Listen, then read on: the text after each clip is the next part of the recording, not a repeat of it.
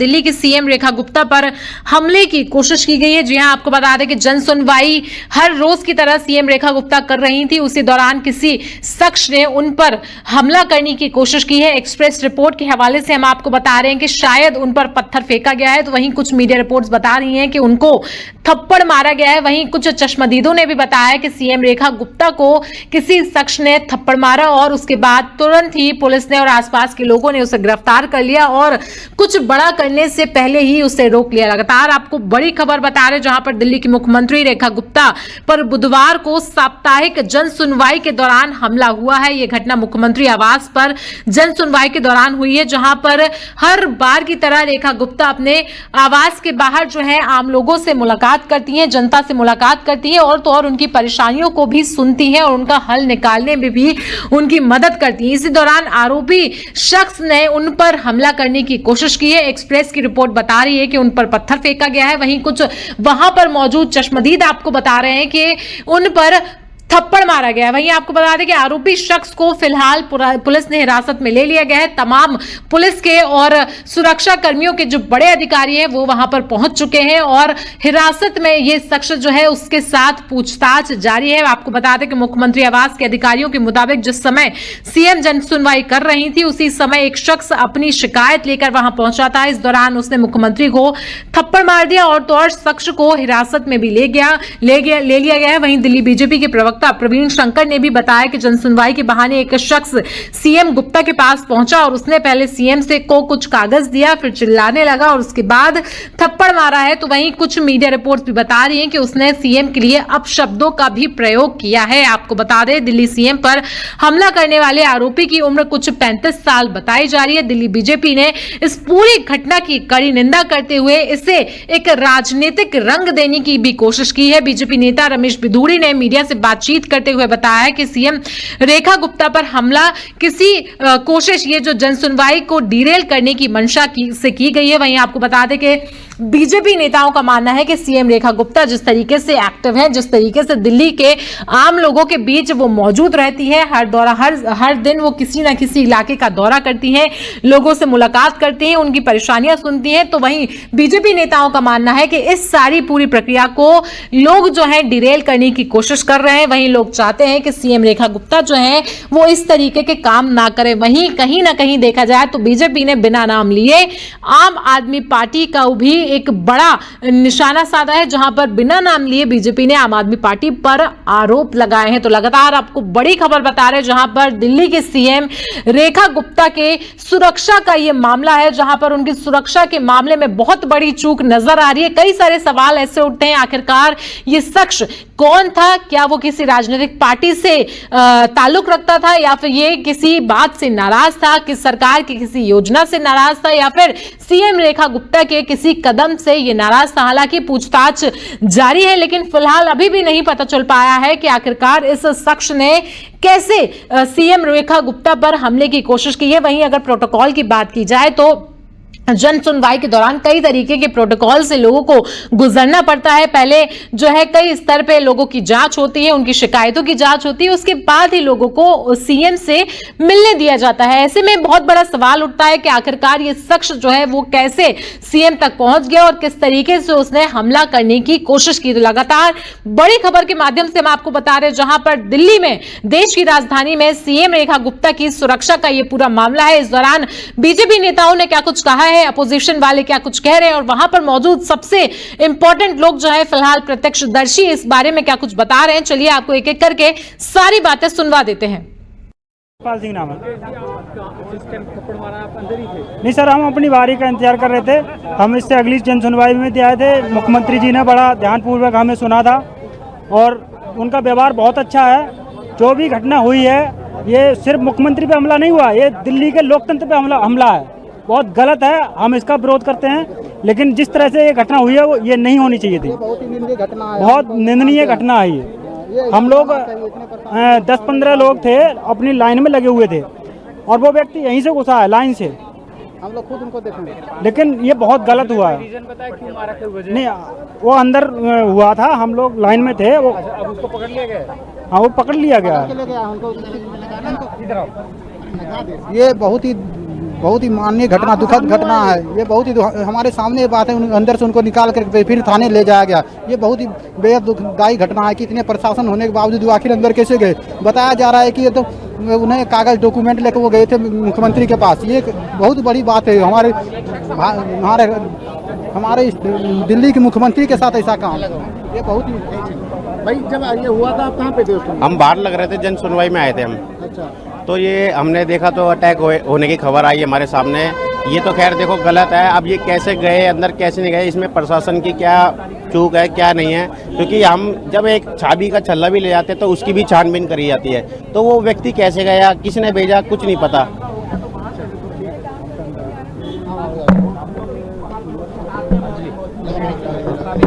मैं लाइन में लगा हुआ था, बिल्कुल करीब था। मैंने देखा वो बिल्कुल गंदे कपड़े, सारे में शराबी की हालत, हाथ में कुछ कागज ले रहा था। वो डायरेक्ट वो अटैक करने को आया। अब इतनी सिक्योरिटी होने के बाद भी सीएम पे कोई हादसा कर रहा है, ये बहुत चिंताजनक बात है। इस पर जल्द कुछ ऐसा हो। हम भी लाइन में लगे हुए थे। अपनी इस लड़की मेरी 15 साल की है। ये आदमी लेकर के 25 तारीख को उठा के लेके चला गया है। किसी ने बोला मैडम के पास जाओ, मैडम आपका सुनवाई करेंगी। अभी एक अचानक हुआ, एक आदमी को अंदर से लाया गया, मैडम पे हमला कर दिया। जो भी किया उसने गलत किया मैडम के साथ। पर हमारे लड़की के लिए आप लोग प्लीज हेल्प कीजिए। मैं तो हमने उत्तम नगर से आया था कंप्लेंट लेके सीवर की। मेरा नाम शैलेंद्र कुमार है। तो यहाँ गेट पर आया तो भगदड़ मच गया कि लेडीज को मुख्यमंत्री जी के थप्पड़ मार दिए। ये तो गलत हुआ ना। हम लोग आए थे सीवर के सुनवाई करने के लिए। आपने क्या सुना, क्या लगा आपको, क्यों कैसा लगा? वो जनता दरबार में गई थी, जनता दरबार में सुनवाई के लिए गई थी अंदर, उसी में थप्पड़ मार दिया। कोई जनता दरबार में जाएगा उसको थप्पड़ मारना गलत चीज है ना मुख्यमंत्री को। भाई भाई भाई मैडम आपका नाम क्या है? मेरा नाम अंजलि धमेजा है। क्या लगा, क्या देखिए, पहली बात तो ये बहुत गलत हुआ है। जनता सुनवाई पे सबका का हक है। इसमें कोई बहरूपिया अगर आज उनको थप्पड़ मार सकता है तो ये बहुत बड़ी बात है। नहीं, मैं बिल्कुल साथ में नहीं थी तो मेरे को सुनाई नहीं दिया, लेकिन हम वहीं थे कि क्या सुना, क्या देखा? नहीं, वो अपनी कोई बात बता रहे थे। एकदम बात बताते वक्त वो अभी बात ही हो रही थी, उन्होंने एकदम थप्पड़ मार दिया, जो कि गलत है। कोई वजह बताई मैडम? नहीं, और उसको बस एकदम ही ले गए लोग, पुलिस वाले। पुलिस, हाँ जी, उसको अरेस्ट कर लिया था। अरेस्ट करने के बाद उसकी बहुत पिटाई भी करी और वो हाथ के हाथ ही ले गए। अभी पुलिस स्टेशन ही लेके गए। एक मिसहैप हुआ है जहाँ पे जन सुनवाई हो रही थी दिल्ली के मुख्यमंत्री के खिलाफ। दुखद है, दुर्भाग्यपूर्ण है। राजनीति में हिंसा की कोई जगह नहीं होती। मुख्यमंत्री, मंत्री, विधायक या किसी, लेकिन भारतीय जनता पार्टी तो हिंसा की अम्मा है, जननी है। देखना पड़ेगा जब लोग पानी में डूब के आएंगे, जो वादे किए गए थे उखड़ी सड़कों पे चलेंगे, लोगों में गुस्सा है, झूठ भारतीय जनता पार्टी के खिलाफ। तो जिसने ये किया है जांच होनी चाहिए, उसने किया है। या जैसे भाजपा कहती थी अरविंद के तो उन्होंने करवाया था, तो अपना भी देख लें करवाया है या हुआ है। पर मैं एक चीज स्पष्ट कर दूं, साफ कर दूं, अगर ये हमला हुआ है तो निश्चित रूप से मैं उसे कंडेम करता हूं, निंदा करता हूं और चाहता हूं कि दोषी के खिलाफ कार्रवाई। आप कितने बजे आए थे? हम यहाँ पे 8:15 में आए थे। क्या हुआ था 8:15? जब हम आए थे तो यहाँ लाइन में लगे थे, फिर एक आवाज आई जोर से, कोई वहाँ पे अंदर बचकाना हरकत की तरह जो मान लो करते हैं, जैसे सीएम साहब के ऊपर हमला कर दिया था। वो भी अपने सुनवाई के दौर में ही आए थे, कोई कागज लेके अंदर घुसे थे। हाँ, लेकिन बाद में पता चला कि उन्होंने सीएम साहब पे हमला कर दिया। उसके बाद प्रशासन पूरी अलर्ट होकर उनको बाहर निकाला गया। लेकिन सबसे बड़ी बात यह कि सुरक्षा मौजूद कैसे हो सकती है यहाँ पे? हम बाहर थे, यहीं पे लाइन में लगे। अंदर का तो जो करीब होंगे 100 लोग होंगे। हाँ, 100 लोग। हाँ, लेकिन ये बहुत बड़ी बात है कि आखिर इतना सुरक्षा वो अंदर कैसे चलेगा और इतना बड़ा हमला कैसे कर दे? बाहर निकाला गया था, उसी लड़के को निकाला गया था। हाँ, जिसने मारा था लड़का ही था। वो बाद में पता चला कि वो भी डॉक्यूमेंट के लेके ही गए थे अपने काम के लिए। माननीय मुख्यमंत्री जी के ऊपर जन सुनवाई के दौरान जो हमला किया गया, मैं इसकी कड़े शब्दों में निंदा करता हूं। माननीय मुख्यमंत्री जी दिल्ली की रात दिन चिंता करती हैं और यही विरोधियों की साजिशें हैं उनसे ये बर्दाश्त नहीं होता कि एक मुख्यमंत्री कितने घंटे पब्लिक के बीच में रहता है, जनता को आमतौर पर मिलते हैं, अपने निवास स्थान पर जिसका दिल करता हो आके मिल सकता है। यही कारण है कि इसके पीछे कोई राजनीतिक साजिश की बू आ रही है। जल्द ही दिल्ली पुलिस इसकी इन्वेस्टिगेशन कर रही है। आप कितने बजे आए थे? मैं आया था नेहरू प्लेस की कुछ समस्या लेके आया था। हमारा वो कंप्यूटर एसोसिएशन है और वहाँ की समस्या लेके गेट पे पहुंचा तो देखा कि यहाँ पे भीड़-भाड़ थी और यहाँ की स्थिति थोड़ी भगदड़ मची हुई थी सर, और एकदम पता नहीं लगा क्या हुआ, अंदर की मुझे कोई जानकारी नहीं है। सुबह जन सुनवाई के दौरान मुख्यमंत्री जिस तरह से जनता के बीच में रह के लगातार बात करती हैं वो बात कर रही थी। ऐसे में एक शख्स उनके पास आता है, कुछ कागज आगे रखता है और अचानक उनका हाथ पकड़कर उनको खींचने की कोशिश करता है, और उस दौरान थोड़ी सी धक्का मुक्की जो होती है तो कुछ सर उनका शायद हल्का सा लगा है किसी कोने पे, और उसके बाद तत्काल लोगों ने उसको पकड़ लिया।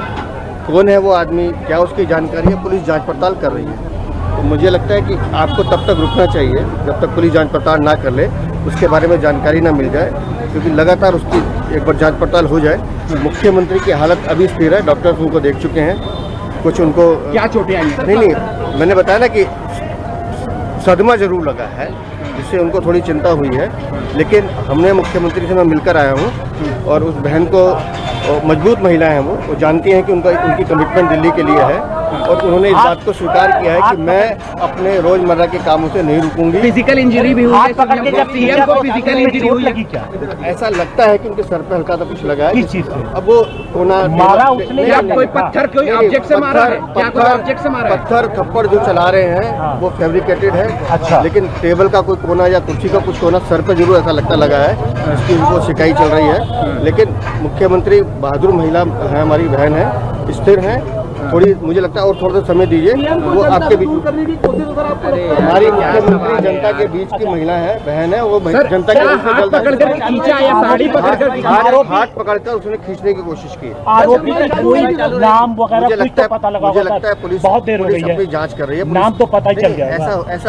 ऐसा मेरे कहने से नहीं होगा ना, पुलिस को जांच करने दीजिए, उसके पूरे पहलू को देखने दीजिए। प्लान करके आया था, किसी फॉरेन ऑब्जेक्ट से भी मार करने की कोशिश की है कोई? ऐसा कुछ नहीं है, ऐसा कुछ नहीं।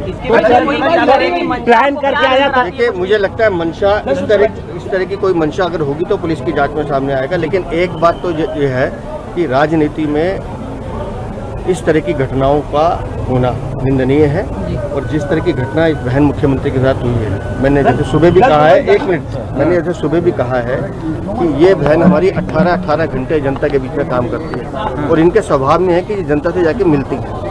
तो उसका असर उस अपराधी ने उठाने की कोशिश की है, क्योंकि इनका स्वभाव है कि ये प्यार से तो भाई बहन करके जैसे मिलती हैं, उसका अवसर उठाने की कोशिश की है। लेकिन पुलिस जांच कर रही है, जो भी दोषी होंगे या इसके पीछे जो लोग होंगे सामने आने पे आपके सामने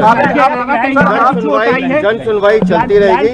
जन सुनवाई चलती रहेगी। मैं कह नहीं सकता प्लान करके आया, लेकिन अचानक एग्रेसिव हुआ तो पता चलेगा।